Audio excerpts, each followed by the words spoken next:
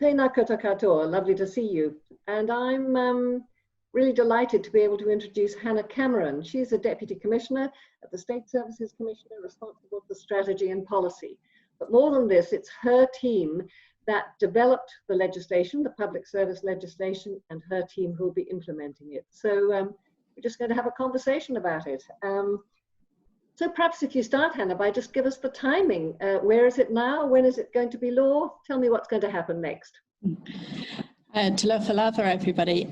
So the bill is currently before Parliament. Obviously, there's been a little bit of disruption because of COVID. Parliament stopped sitting for a little while, but it's still going through the select committee process, and we expect it to report back within the next couple of weeks.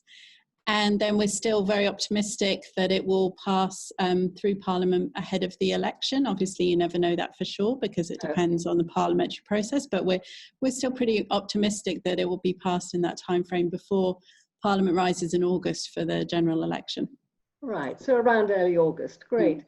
I know it's hard to summarise, but were there any changes to the bill as it went through the second stage of the Select Committee? Anything that you'd like to point out for us?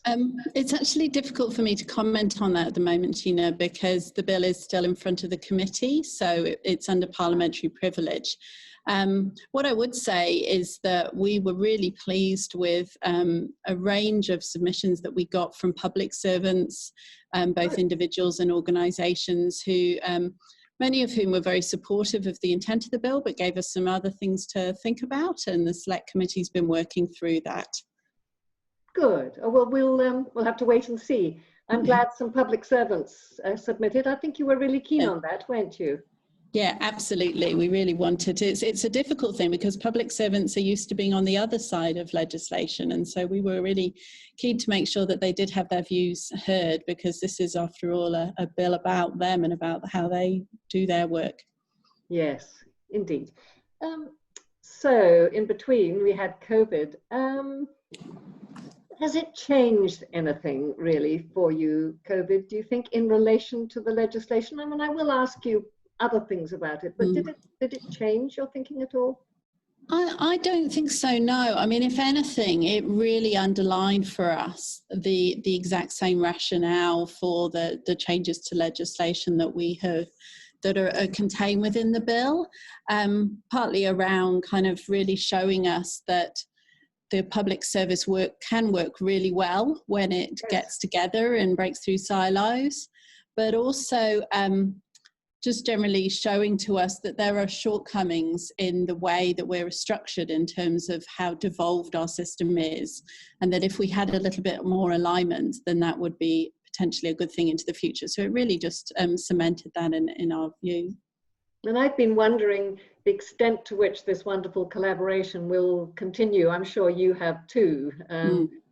But yeah, so I mean, we have a long history always in New Zealand. I mean, we've had, unfortunately, a number of events over the past years, and we know that when we have a crisis, you know, an earthquake or an event of that kind, the public service often does get together and work really well. And what's difficult is sometimes sustaining that through what you might call peacetime. So what we're really hoping through this bill is that we're taking the best of the public service and really trying to cement that and give the public service the tools to keep those connections going all the time. Yes, we'll all be looking for that. And when we talk about implementation, you can perhaps tell us some of the ways we can, SSC and we can support that. Did you ever think, this is a difficult question, but did you think as as COVID came that you wished you'd written something extra into the bill, different or not? Was there anything in COVID that made you think, I don't think so. No, I don't think so. I mean, the thing is about this piece of legislation is it's very enabling.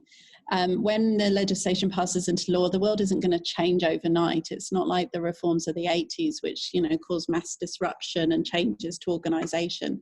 What it is enabling and reinforcing of how we're working. And so we really see it as part of an ongoing journey and evolution, and giving us a few more tools to go forward, but also reinforcing some of the good things that we already have. And so really with COVID, I don't think that has changed. I think we're really steadfast in kind of the direction we need to go. And as I said before, it's really just reinforced that for us. Yes, it's an evolution. There are a couple of things I think that, you know, are really exciting in a way, you know, that we've learned through this process. I mean, many public servants will be experiencing working remotely in a way that, you know, if you told them about it a few months ago, they never would have thought was possible.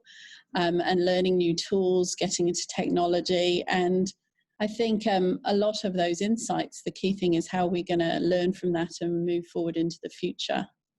I mean, the thing that we'll really be interested and keep asking you about, this is just a little snapshot. What can we expect in terms of support for implementation? You're beginning to do implementation plans, are you now? Yes, well, we are, but I think one of the things I noticed actually at the beginning when you introduced my team as doing the implementation, really, we're not going to be doing it. It's going to be across the whole public service. Yeah. And so what we really need to do is to enable everyone across the public service to understand the things that they can do and the tools that they will have available, and spread that word. There are some really tangible things that we're hoping to do to really kind of underline for people the content of the legislation. So some simple stuff. One of the things the legislation aims to do, for example, is it talks about the principles and the values that underpin the public service, and it really brings those to the fore and embeds them. Now, they're not new, they're the same things that we already have, but it really is underlying them. And we'd really like to, within the first few weeks and months of when the legislation passed, make sure the public servants are aware of those and think about how we might embed those into ways of working. So, for example, at the moment when somebody starts a new job, they get a pack from their agency, the Ministry of Justice, the Ministry of Education, and it has their branding and it has maybe a welcome letter from the Chief Executive. And so we'd really like to think, well, what would it look like if they also received information about, you know, you're joining the public service and you're joining this bigger system, and what does that look like, and what are the values and the principles? And we're really trying to start with some of that very tangible stuff to get the message across, and so that people can see it as visible, alongside other things which are a bit more kind of structural tools of working. There are things around different types of organisational forms. You might be aware we already have a joint venture working on family violence, which is bringing together different agencies to work in a different way. And actually through COVID, you know, now we're heading into this recovery period, we can see that there's possibilities where we might need to use those kind of tools. Crown Māori relations is a big one too. You'll be working, perhaps Tara Whiti will lead that, or I'm not sure. Yes, well, we'll work very closely with Tara Whiti to space, so yes. Yeah, good. I think that just gives us an idea. I just wanted to know, when is it through? How do you feel about it? But do you want to add anything else before we finish? The other thing I'd like to ask, I mean, you asked particularly around COVID and what we've learned. The other thing is that in that time, if we think about the challenge that New Zealand's gone through as a country and how we've, for the time being, hopefully at least, been very successful in kind of dealing with the pandemic. What underlies that is partly a trust and confidence in government, I believe. Yeah. And so I think that in New Zealand, you know, we had faith in the information we were being given. There was a very strong recognition of the value of specialist advice, which was coming from the public service, and partly embodied through Ashley Bloomfield, but just generally a kind of real recognition of that need for expert opinion. Yep. And I think the way that New Zealand responded and complied is partly a testament to having that strong sense of confidence in our system of government. And part of what this bill is about the public services part of that.